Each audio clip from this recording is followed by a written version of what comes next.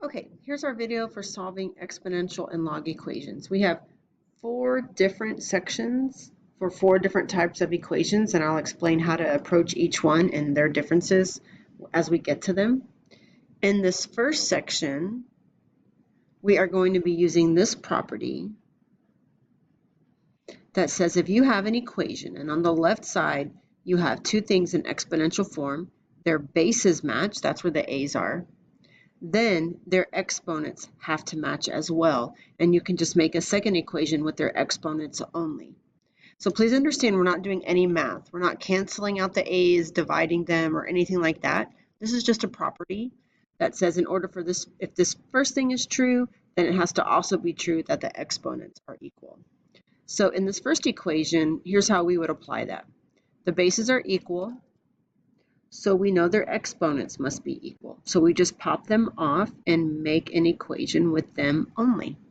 And then we solve for x by dividing by 3, and x equals 5, right? And that makes sense because if I plug 5 in, I get 3 times 5, which is 15, and then I would have 2 to the 15 equals 2 to the 15.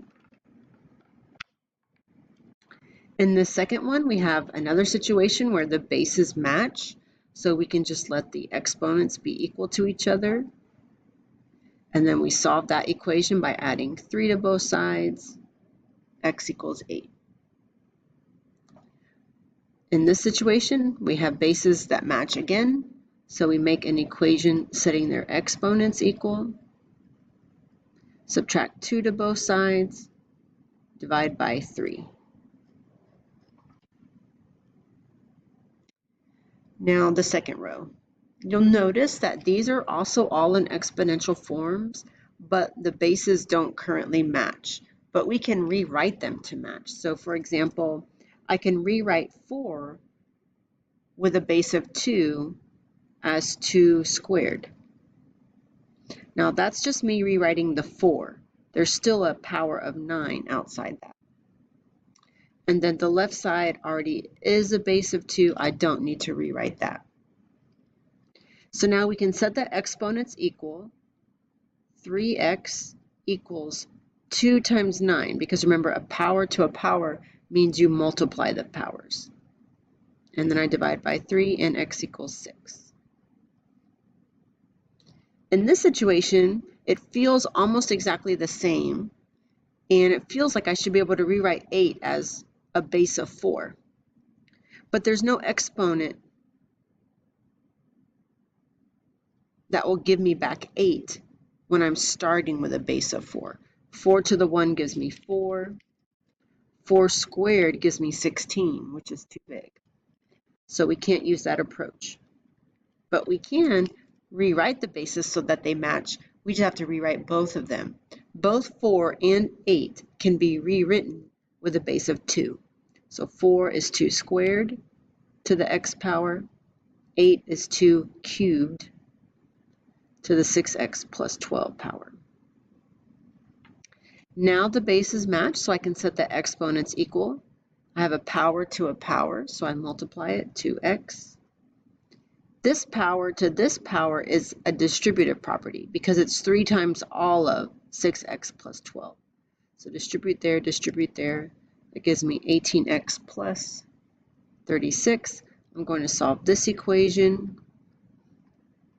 Subtract 18x to both sides gives me negative 16x equals 36. And then I'm going to divide by negative 16. That's going to give me a negative number. I can divide 4 out of both of these. And that gives me 9 over 4. And then for this next problem, I can write both of these bases as base 10. The first one I don't have to change at all, it already is. 1000 with a base 10 is 10 cubed to the 11th power. Bases are the same. Now I set their exponents equal. 3 to the 11 is 33. Subtract 3 to both sides and divide by 5. All right, this next section is when you have an equation where logs are equal on both sides. And this information inside parentheses are called arguments. So if you have an equation set up where you have log of something equals log of something, the bases match, then the arguments match. Now remember, I'm not canceling the logs. There's no math happening here, just it's a property that if this log equation is true, then it has to be true that their arguments are equal as well. So in this first example, I have log base 7 of something equals log base 7 of something. It must be true that the arguments are equal as well. So 3x plus 5 equals 8x minus 12. I'm going to subtract 3x to both sides and add 12 to both sides. Then divide by 5. So x equals 17 fifths. On the second equation, I can't actually get started yet because the form doesn't match the property. Something I want you to notice in this property is there are no coefficients in front of the logs. So if I do have any like I do here, I need to take care of it first before I can apply the property. So I'm going to use my exponent property that says a coefficient can be rewritten as a power.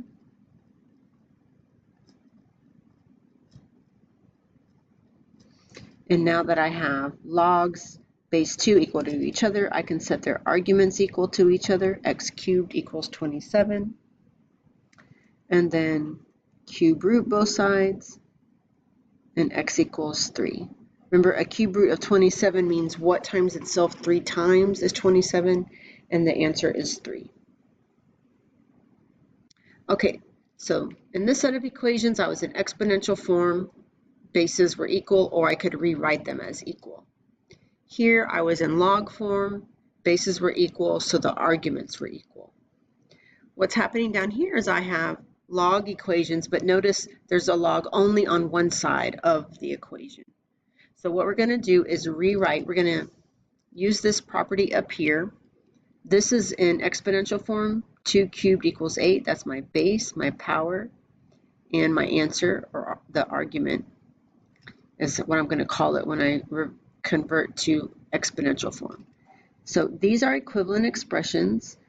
This is exponential form. This is log form, where I have log base 2 of 8 equals the exponent 3. And you probably have heard your teachers in the past use the lasso as a quick way of rewriting. With the lasso, you always start with the base, you loop to the other side, and end up where you started. And you use that to rewrite in log form. So I would say log base 2 of 8 equals 3. Log base 2 of 8 equals 3. That gets me to log form. If I was starting with log form and wanted to write it in exponential, again, I would start with the base, loop around to the other side of the equation, and come back to where I started. So 2 cubed equals 8. 2 to the 3 equals 8. So I'm going to do that down here. My x is currently being, or it currently has a log being applied to it, right? It's not log times x, it's log of x. It's like if I say the square root of 4, I'm applying a function to that 4. I'm taking the square root of it. Same thing here, I'm applying the log to the x. So to get that x out of there, I'm going to rewrite in exponential form. So base exponent equals the argument. So 5 to the 4 equals x. Another thing that's happening is I'm trying to solve for x. I'm going to do the inverse of log, which is exponential. Logarithms and exponentials are inverses of each other, so they would cancel each other out when you're solving an equation. And then 5 to the 4 is 625. So you see, once I wrote it in exponential form, the x was all by itself and there was no more log attached to it. In this equation, I'm going to start with my base, loop around to the other side, come back where I started. So this is 2, base of 2, exponent 4 equals x minus 9. That's the entire thing in the parentheses. 2 to the 4 is 16. Add 9 to both sides, and we get 25 equals x. Now on this side over here, we can't do the lasso until we have isolated the log. So here's the log. It currently has a times 2 in front and a plus 15. So imagine for a second that that box that I have there was just an x. Imagine I had 15 plus 2x equals 25. You know what you would do there. You would subtract 15 and then divide by 2. And that's exactly what I'm going to do here. Subtract 15 to both sides. Divide by 2 to both sides. And I'm at log base 2 of x equals 5. Use the lasso to rewrite. 2 to the 5th equals x. So x equals 32. And then on this last section, we're going to be using lasso to go from exponential form to log form. So we start with our base, we loop around, we end where we started. So I'm going to write log base 3 of 30 equals x.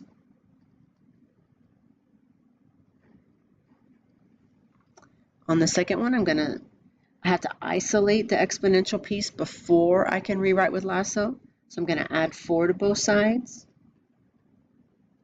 Now rewrite as log base 10 of 38 equals x. Log base 10 of 38 equals x.